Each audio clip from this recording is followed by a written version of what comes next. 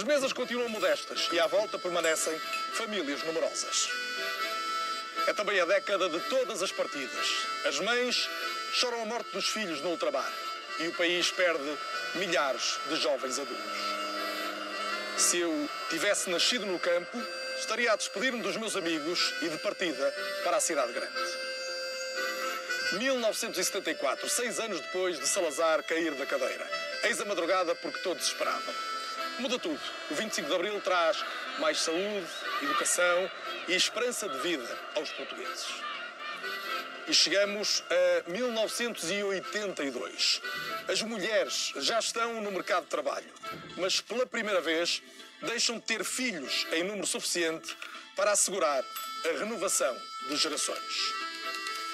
É também por isso que somos hoje um país de filhos únicos. Mas somos também o país que, num século, fez de mim, de um provável velhinho, alguém que passa a ter uma vida pela frente.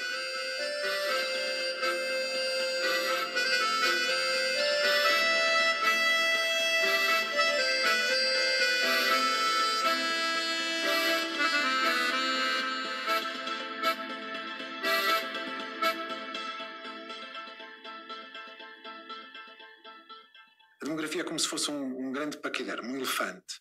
Move-se muito devagar, mas está em movimento. E desde os anos 60, do final dos anos 60, começámos a sentir esta mudança. Temos mais tios do que sobrinhos. Os nossos avós tinham muito mais irmãos do que hoje têm netos. Portanto, esta consequência é que, de facto, vamos pouco a pouco sentindo isso no nosso dia-a-dia. E vamos ficando mais velhos e vamos tendo menos crianças.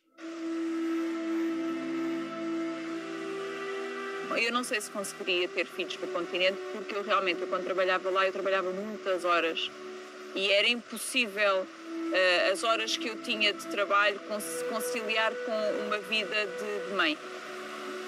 Não sei se teria sequer um filho.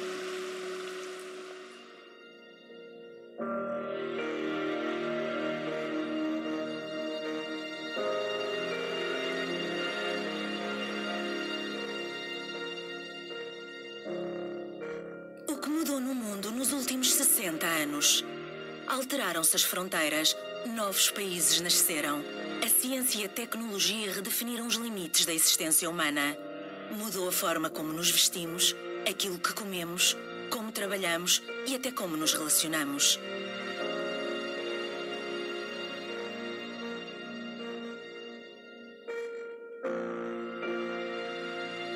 Em Portugal mudou também o modo como nos renovamos. As famílias são diferentes do que foram e o burburinho de um grupo de crianças a brincar no campo é mais raro que outrora.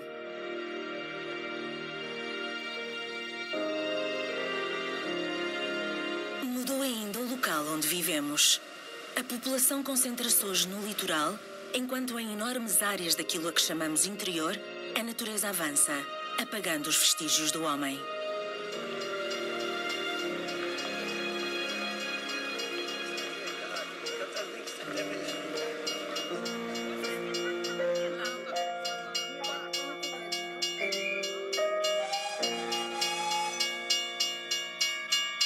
É interessante perceber, para já, uma coisa. É que o conceito interior litoral que nós hoje utilizamos nem sempre existiu. E até meados do século passado, isto é, até aos anos 50, até mais ou menos 1950, não havia essa ideia de litoral interior. Por exemplo, em livros de geografia antigos, a ideia de interior era o miolo do país. Ou seja, excluía tanto o litoral como as regiões fronteiriças. Portanto, é interessante perceber que esta oposição que nós hoje reconhecemos como sendo tão familiar, ela começou a emergir no final dos anos 50, porque foi quando, em Portugal, se começou a desenvolver um modelo urbano-industrial nas principais cidades e no litoral em geral, e esse modelo urbano-industrial significou que as áreas rurais, essas áreas ficaram para trás. E como ficaram para trás, as pessoas foram obrigadas a migrar.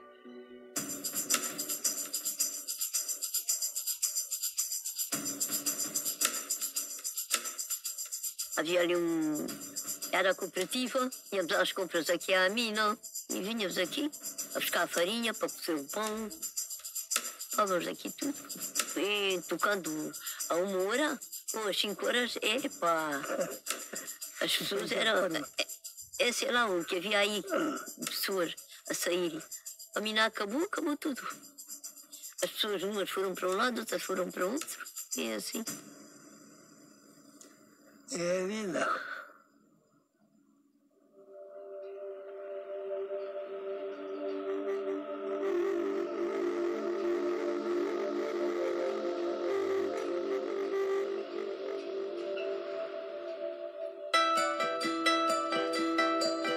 Portugal é hoje um país com maiores desequilíbrios territoriais do que no passado. É também um país em que nas últimas décadas morrer se tornou mais comum do que nascer.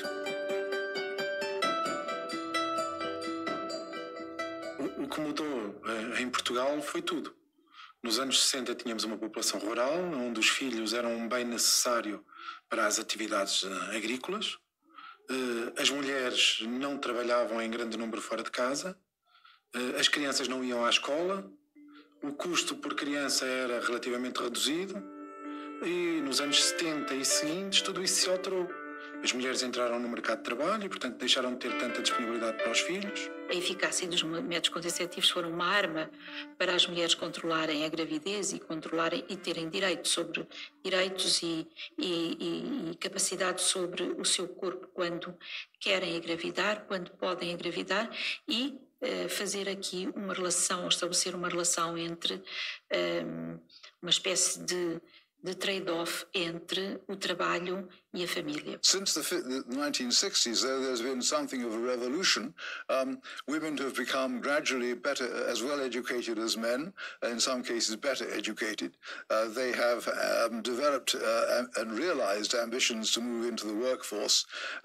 And this has been a revolution in family relationships, and one which initially led to a considerable reduction in the birth rate, because, of course, you can't do everything at once. You can't have a higher education and have a full-time job and look after the children and the household without cutting out something. And it was children who got cut out. Éramos no início dos anos 60 um país rural, pouco esclarecido, asfixiado por uma ditadura que levou a família a um dos valores mais altos do Estado. Tínhamos, na época, a segunda taxa de natalidade mais elevada da Europa. Um valor que a crescente emancipação feminina rapidamente alterou.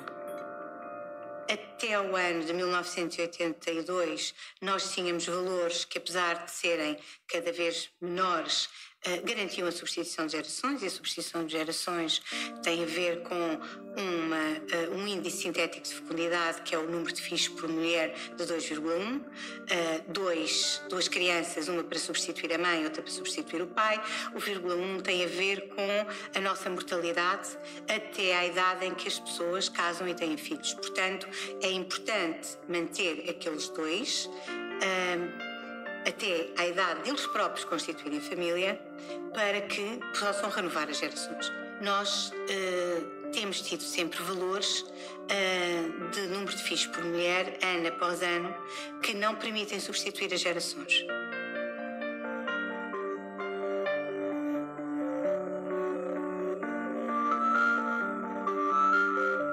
Pensarmos na implicação que esta diminuição da fecundidade pode ter para o próprio envelhecimento da população é extraordinariamente preocupante.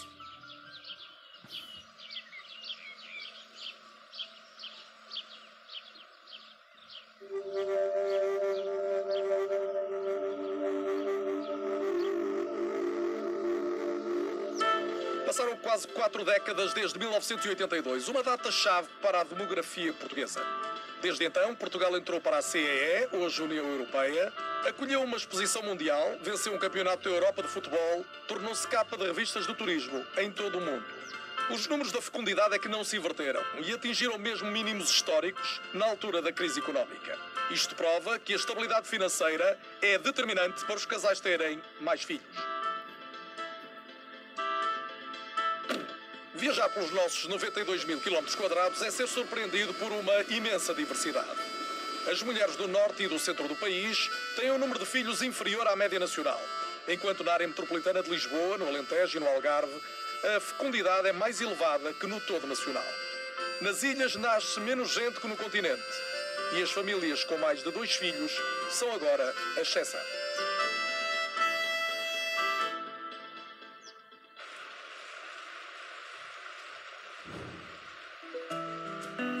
Um dos meus sonhos era ter filhos.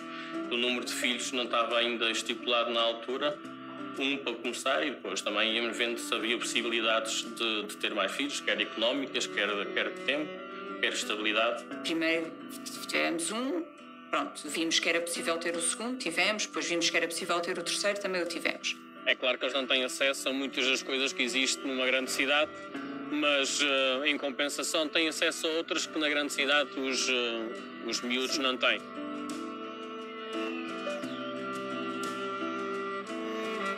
Os últimos bebés a nascerem cá na ilha foi por volta de 1982, 83, por volta dessa altura.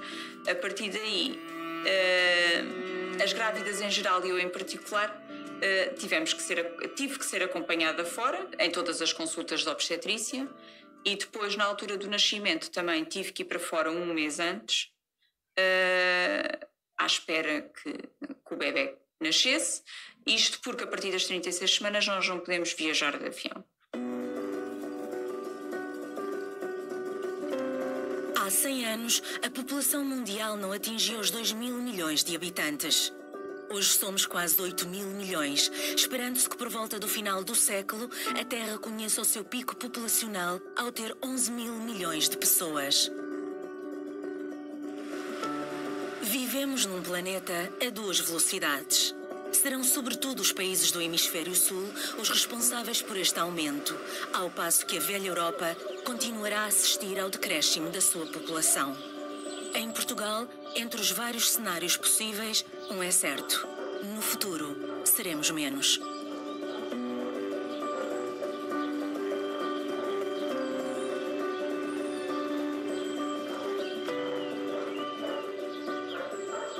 Nós não queremos adivinhar o futuro, queremos apenas imaginar o que poderá acontecer se algumas evoluções se vierem a concretizar. As últimas projeções demográficas do INE são muito claras e parece-me que todos os observadores concordam com elas. Nesta altura, a população portuguesa na ordem dos 10 milhões de pessoas. Tudo indica que, num cenário de evoluções mais prováveis, a população portuguesa em 2080 venha a ser apenas de 7,5 milhões de habitantes. Se o cenário for mais otimista, onde mais crianças nasçam, mais pessoas entrem, mais portugueses regressem, a população portuguesa continuará a diminuir. Também entramos em declínio, mesmo com um cenário otimista. Imaginemos agora o que se passa com os cenários pessimistas. O cenário pessimista é um cenário de poucos nascimentos e de mais saídas do que entradas. Esse cenário é gravíssimo, é um cenário onde seremos menos de 6 milhões de habitantes, muito mais velhos, muito menos gente em idade de trabalhar, muito menos gente a descontar para o sistema de segurança social, a contribuir para o nosso estado de bem-estar. O cenário pessimista é um cenário impossível, um cenário que temos de evitar a todo o custo que se passa.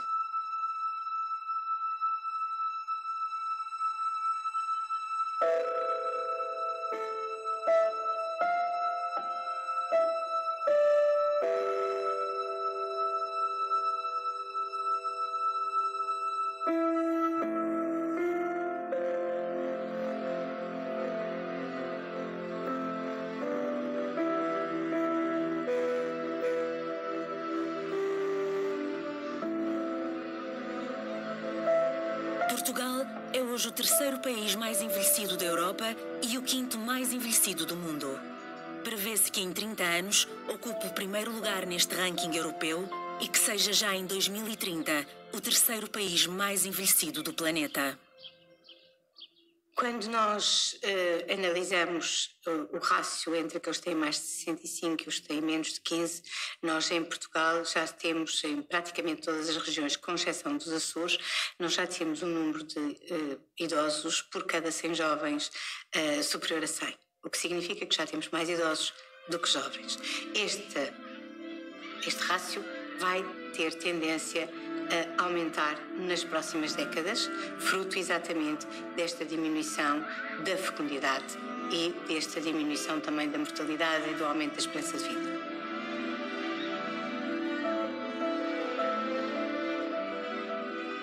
Um exemplo que eu gosto muito de dar é o exemplo das festas de Natal. Muitos de nós, os mais velhos de nós, lembram-nos das festas de Natal com muitas crianças à volta da árvore e poucos séniores à volta da árvore. Tende a ser ao contrário. As nossas festas de Natal hoje começam a ter uma paisagem diferente, muito mais grisalhos à volta da árvore do que crianças. É por isso que damos tanto valor às crianças, por muito menos.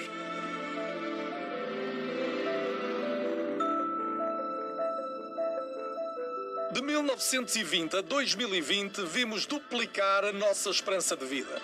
Os progressos na medicina, a melhoria das condições de habitabilidade, o aumento da educação e a criação do Serviço Nacional de Saúde deram-nos uma espécie de vida extra e com ela tudo se alterou. Passamos a poder ter filhos até mais tarde, tirar 2 ou 3 cursos superiores, mudar de carreira, ver crescer os netos. Ganhamos liberdade.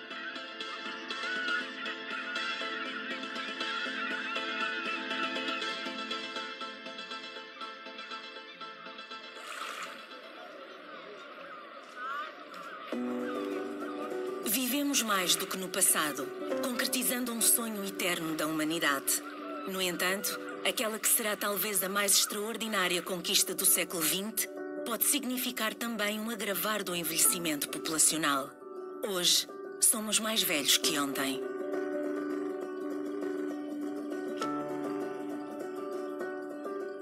Muitas vezes eu ouço esta frase: para onde é que eu os mando? Uns são os velhos, são os mais velhos. Habitualmente nós vemos as pessoas mais velhas como um custo, um acumular de doenças crónicas e um custo crescente social. E não vemos que as pessoas mais velhas transmitem os seus conhecimentos de forma voluntária e gratuita aos mais novos, que apoiam as famílias mesmo financeiramente, porque muitas famílias portuguesas não conseguiriam sobreviver se não fossem os mais velhos. Quando vamos buscar casos como um filósofo que, por exemplo, como Kant, que aos 66 anos fez uma obra absolutamente extraordinária, a Crítica da Faculdade de Julgar, quando vemos Bach a fazer obras absolutamente extraordinárias nos anos que precederam a sua morte, nos anos dos 70 aos 77 anos, sabemos que são artistas, são pensadores, são etc. Mas existem eles. E porquê é que eles são capazes dessa criatividade nessa idade? Não é porque eles são só génios excepcionais. Isso existe em todas as pessoas.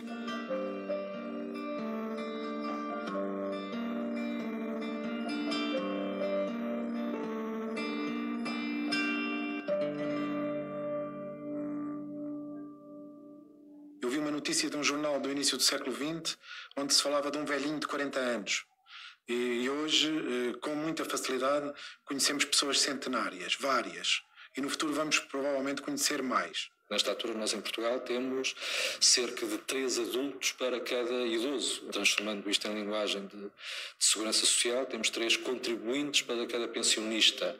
Prevê-se que daqui a algumas décadas a relação seja de 1 para 1. Apenas um contribuinte para cada pensionista, o que significa que nos ombros de cada contribuinte ficará um peso cada vez maior de descontos, de contribuições financeiras que tem que gerar para tornar o Estado sustentável. We talk a lot now about environmental sustainability, but even more elementary than that is demographic sustainability. And so each couple should on average have 2 children, and the public policies need to do that.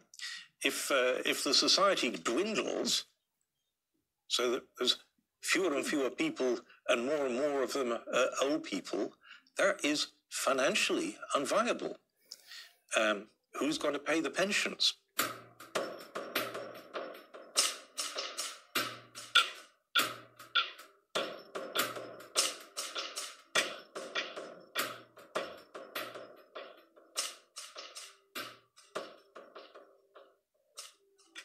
Não há um problema de estar em causa o pagamento das pensões, isso não será um problema.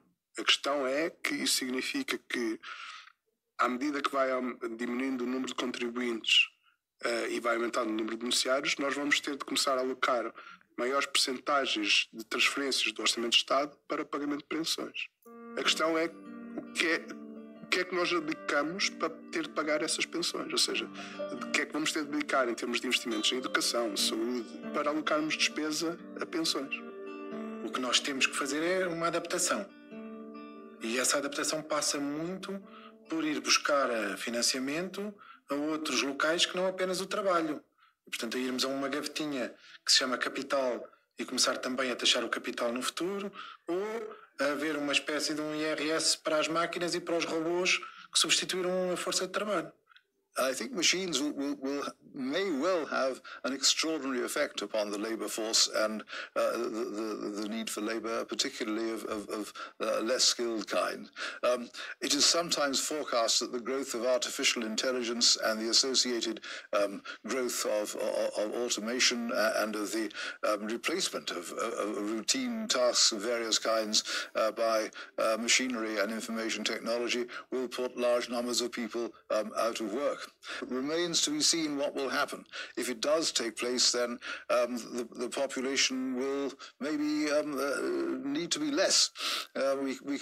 This may usher in a great era of leisure, or it may usher in a great era of underemployment and dissatisfaction.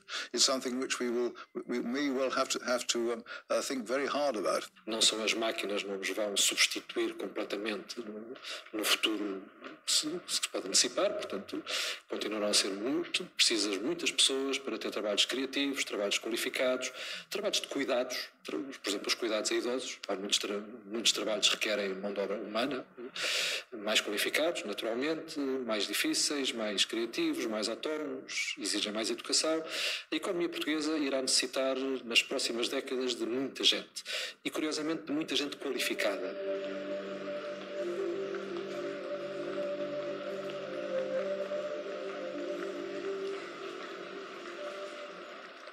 Num futuro em que os trabalhadores serão menos que os pensionistas, importa que quem contribui acrescente real valor à economia.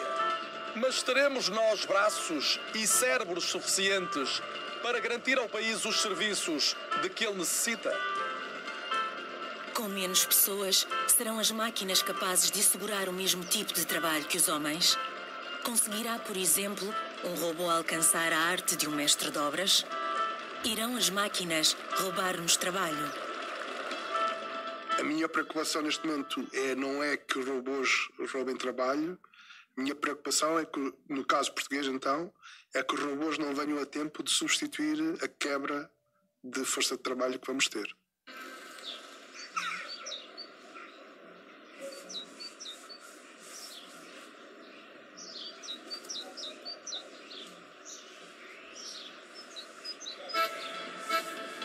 Portugal atravessa já em 2020 aquilo que o demógrafo Gérard François Dumont designou de inverno demográfico. A imagem não é animadora, com uma reduzida taxa de natalidade e o envelhecimento a que ela em grande parte nos conduz. Somos um país mais grisalho que outrora e nas próximas décadas viveremos mais, trabalharemos até mais tarde, com os idosos expostos a um maior risco de pobreza.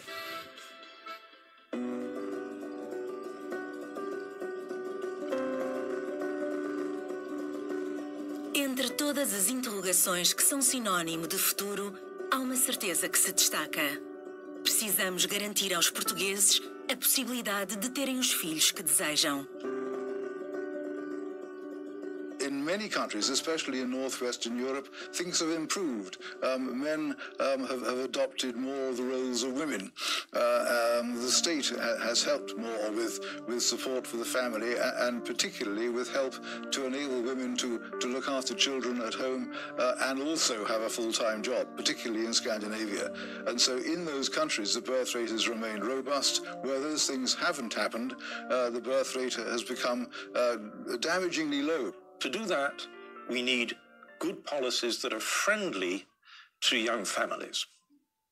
And that's partly a matter of providing young families with money, partly a matter of providing young families with a lot of support, like good preschool support. In my experience, the most successful system in Europe is in France, the École Maternelle. When we lived in France, age 2.5, our child went to school, and that was a great relief that my wife could then work. France doesn't have a demographic crisis. Portugal does.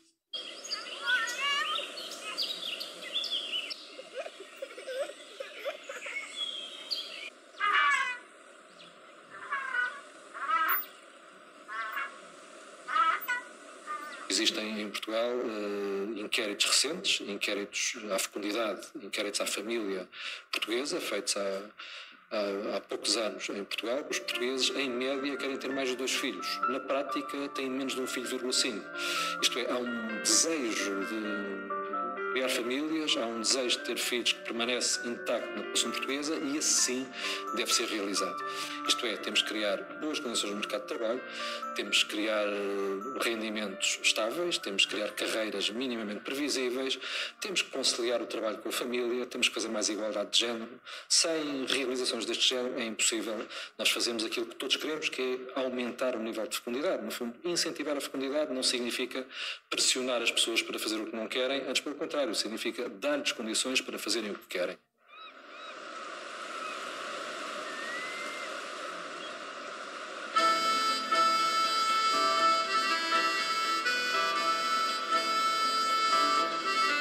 Data talvez do século XV a vontade portuguesa de partir. Primeiro foi Ceuta, depois a Madeira e os Açores, a costa africana, a Índia e o Brasil. Sobre nós cantou o poeta que demos novos mundos ao mundo. A verdade é que somos, desde há séculos, um país de imigrantes. E existem hoje 2,5 milhões de portugueses e muitos milhões de lusodescendentes a viver fora de Portugal. Numa altura em que é preciso combater a perda da população e o envelhecimento demográfico, importa contrariar esse velho impulso de partir e garantir aos portugueses condições para ficar ou regressar. Viver no mundo global que há 6 séculos começámos a inventar é saber que serão as migrações o fiel da balança do futuro da demografia portuguesa.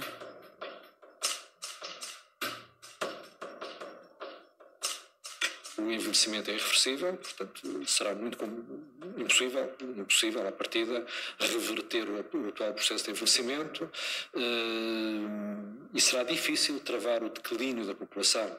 Isto só será fazível, só conseguiremos desacelerar o declínio demográfico e desacelerar o envelhecimento se tivermos uma entrada significativa de pessoas, estrangeiros e portugueses que regressam. Necessitamos isso para que Portugal mantenha alguma saúde demográfica nesse sentido. Há várias regiões do país que já não têm mão de obra disponível e, portanto, já estão a importar mão de obra do estrangeiro para ocupar esses postos de trabalho.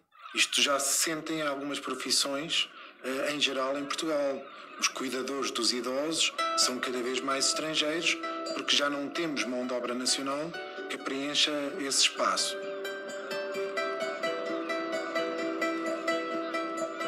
Portugal vir a ser uma sociedade próspera no futuro e atrair empresas de tecnologia elevada, empresas criativas, empresas inovadoras, nós, os portugueses, que somos poucos, eventualmente cada vez menos e cada vez mais velhos, seremos todos precisos, mas também precisaremos de mais alguns.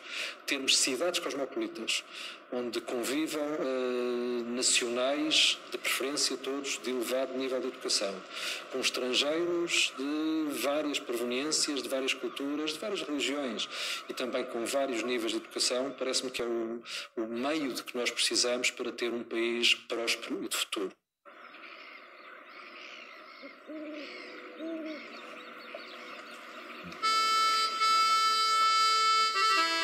Nas próximas 3 décadas, o total da população africana irá aumentar de 1.300 milhões para 2.400 milhões de habitantes. É quase o dobro em 30 anos apenas, o que irá agravar os problemas na distribuição de recursos num continente onde já é tão desigual. O futuro de África passará, em parte, pelo aumento da imigração. O da Europa pela capacidade de acolher alguns desses imigrantes e saber integrá-los, beneficiando do que têm para lhe dar.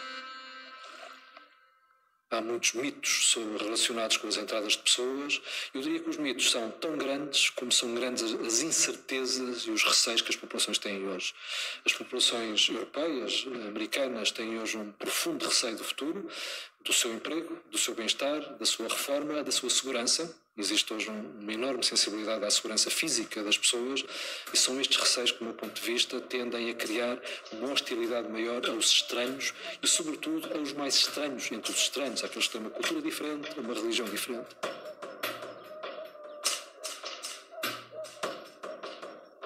Em matéria de política pública de migrações, Portugal tem tido uma das políticas mais inteligentes e mais lúcidas de todos os países do mundo. Nesta altura, muitas das migrações que existem no mundo são migrações de risco, em que as pessoas colocam em risco as suas vidas.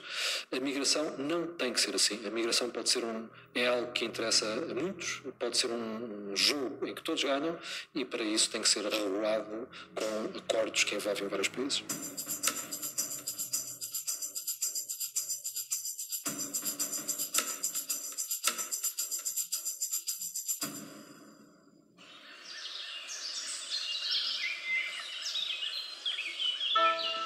Não há uma solução rápida para a crise demográfica que Portugal já está a enfrentar. Seria preciso um aumento gigantesco da fecundidade e uma subida colossal das entradas para inverter a tendência de decréscimo e envelhecimento da população.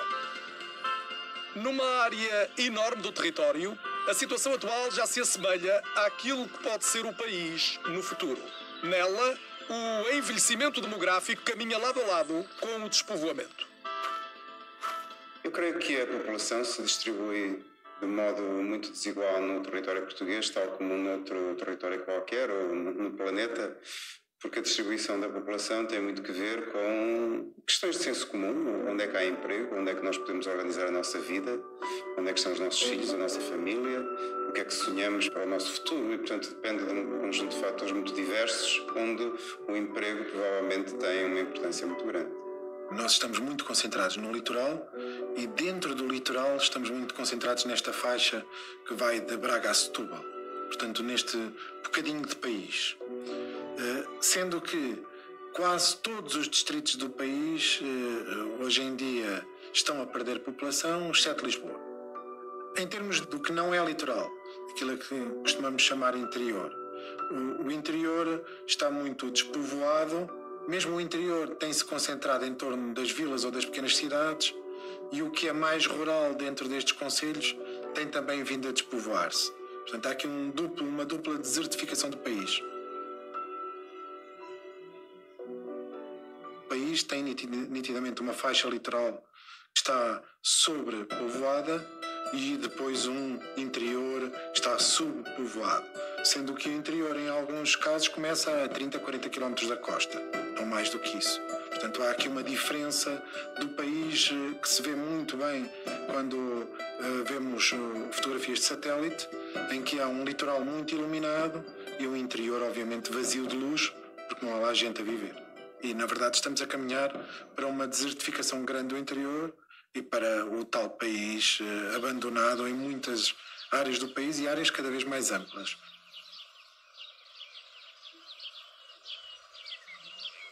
Há obviamente uma ineficácia económica em torno desta gestão do território, porque estes territórios deixam também de ter benefícios para o todo que é o país, uma vez que deixam de gerar qualquer tipo de riqueza. Aldeias abandonadas em que são as memórias quem povoa as ruas. Em que as escolas fecham e crianças brincam sozinhas. Em que ficar é resistir em nome de uma devoção talvez inexplicável pelo local em que se nasceu. Outras há que são transformadas em postais turísticos. Uma espécie de retrato vivo de um modo de vida que se foi. Em quase todas elas, o passado é sinónimo de nostalgia.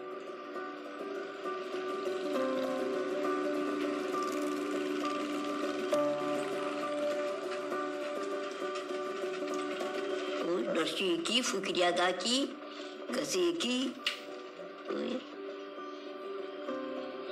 E é assim, a gente tem saudades da nossa terra. Havia aqui muita gente, muita criança. Havia aqui muita gente nova, agora é que já não há. acabou o minério e as pessoas. O minério fechou e as pessoas, cada uma foi ao seu lado. Não havia nada para ir lá.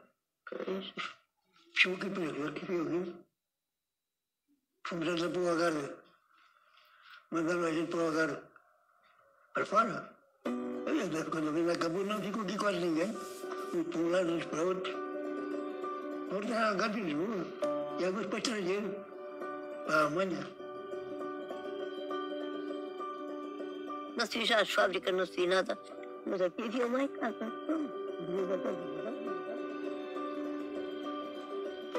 Uma repartição demasiado desigual do país cria evidentemente problemas.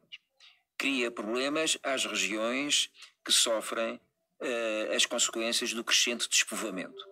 Porque o despovoamento muitas vezes transforma-se num círculo vicioso. Isto é, menos pessoas, menos equipamento. Se há menos equipamento, ainda temos menos pessoas e menos atividade económica. Menos atividade económica, mais saída de pessoas à idade ativa. E, portanto, o que é terrível é a diminuição de população significar entrar neste círculo negativo. Porque o perder de população não tem que coincidir necessariamente com este círculo. Nós pensamos que sim, mas não. Pode-se perder população e, apesar de tudo, entrar num círculo positivo. Se o volume de população ou a densidade da população fosse muito importante, a Índia seria um país riquíssimo. E não é. É um país de milhares de milhões com problemas muito complicados em termos de pobreza. Ou então, nos países nórdicos, onde as densidades demográficas são baixíssimas, seriam uns desgraçados, e vai-se a ver, e são dos que têm maior PIB per capita do mundo. Portanto, nós vamos ter que mudar algumas ideias feitas que temos sobre a distribuição da população. Partindo do princípio que a população rarefeita significa pobreza, ou partindo do princípio que a população concentrada, densa, significa riqueza. Pode significar exatamente o contrário, não é? O que interessa é perceber se se vive bem, se se vive com dignidade numa determinada área.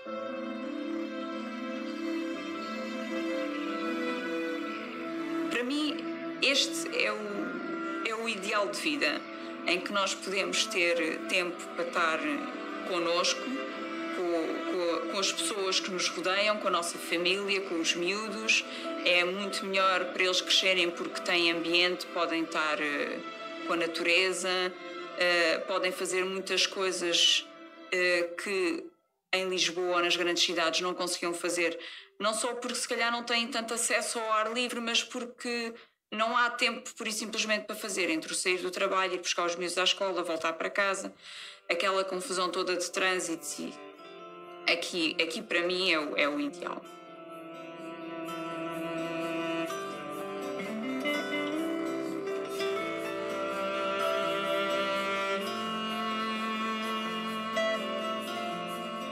As portas ficaram todas fechadas. Ainda hoje me dá pena de olhar às portas e ver tudo chato quando venho cá.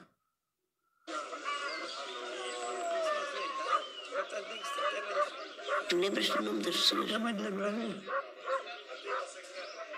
Era a prima Ana. Era o Batista. Era o primo Parreira. Era o Parreira, era a Ana. Era o primo Chico Lopes, era a prima Teresa.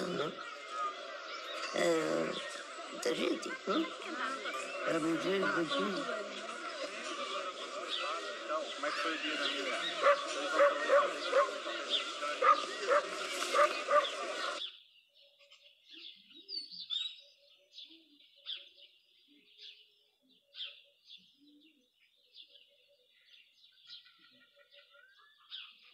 O que deve ser feito, enfim, no meu entender, criar condições para que em muitas cidades do interior as famílias possam ter trabalho, possam ser felizes, as pessoas possam satisfazer as suas legítimas aspirações de ter uma boa vida em família. Agora, naturalmente, isto implica evitar que as pessoas saiam dessas cidades e evitar que criar condições para que mais pessoas entrem nessas cidades.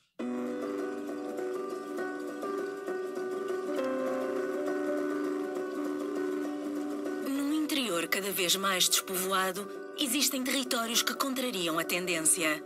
Criam uma estratégia oferecem oportunidades e provam que a saída da população não tem de ser inevitável.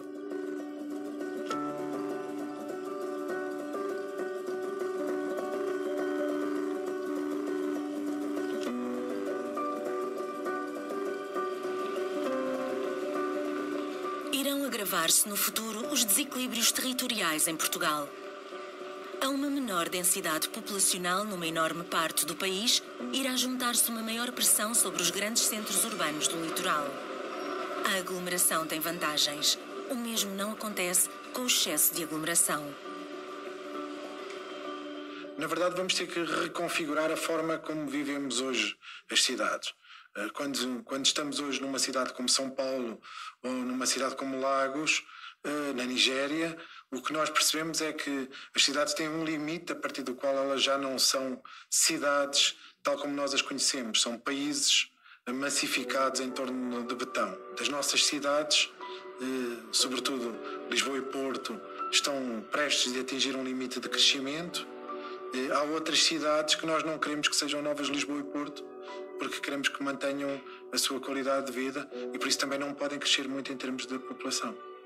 Uma pessoa que viva desde que nasceu até que morre numa cidade pode fazer facilmente as contas e pode identificar o número de anos, não é de horas, nem de semanas, nem de meses, é o número de anos que perdeu da sua vida e, sobretudo, com certeza, no auge da sua vida, dentro de um carro ou dentro dos transportes públicos. Todos nós sabemos os níveis de poluição que existem nas cidades.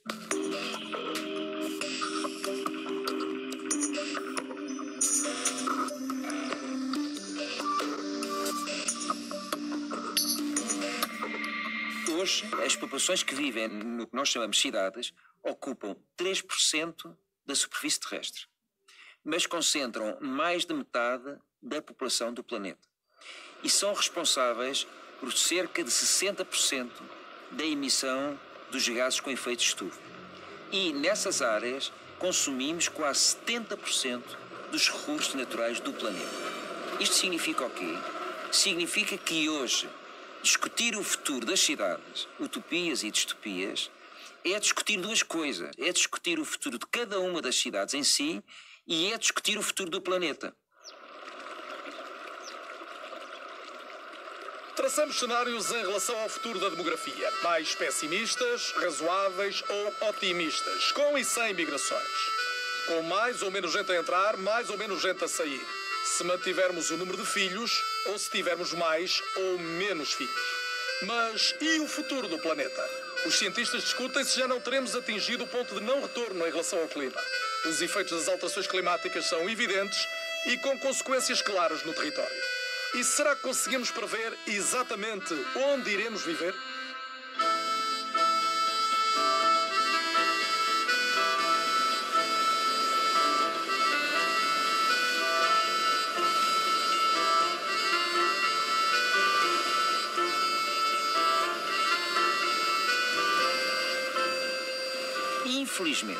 Infelizmente, grande parte do país sofre dos dois fenómenos, de despovoamento e de desertificação, que é uma questão climática e que tem uma influência muito forte nos solos, na água, na biodiversidade e também no tipo de atividades que podem ser desenvolvidas. Portanto, em algumas áreas do país, estou a pensar a sul do Tejo, sobretudo na área mais junto à fronteira, aí a desertificação, no sentido climático e as suas consequências, irão com certeza acentuar ainda mais o despovoamento, porque vão criar condições ainda mais difíceis para o desenvolvimento das poucas atividades que aí existem. Ao mesmo tempo, há zonas da costa portuguesa e das margens dos rios que tenderão também a expulsar populações pela subida das águas, e elas tenderão a ir viver para outras áreas, não sabemos ainda muito bem para onde.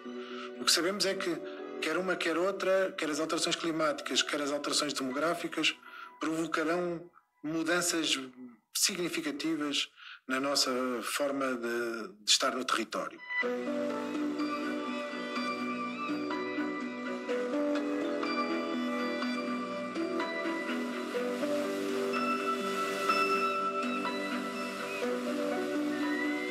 Se nada for feito, espera-se que não aconteça grande coisa. Se nada for feito, espera-se que o país fique, de facto, aqui muito na costa litoral e que o resto do país fique bastante desertificado e esquecido. Como fazer? É o grande desafio para as políticas públicas. Eu devia responder a perguntas, mas só me calha fazer perguntas, porque não encontramos no presente e naquilo que vai acontecendo quase de uma semana para a outra tendências claras que possamos, de onde possamos concluir que, ora, posto isto, o que vai acontecer aqui é esta ou aquela dinâmica. Antes, pelo contrário, parece aquele poema do Camões, não é? Sobre todo mundo é composto de mudança, e ele depois no final do poema diz: e já nada muda como suía, quer dizer, como era costume. Portanto, esta questão das dinâmicas da mudança não estarem muito dependentes de fatores locais, mas sim globais.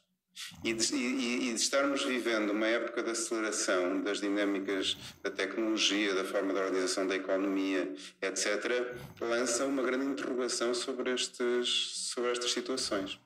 Quem é que haveria de pensar aqui há meia dúzia de anos que as searas eletrónicas dos painéis fotovoltaicos no Alentejo ocupam centenas de hectares, não é?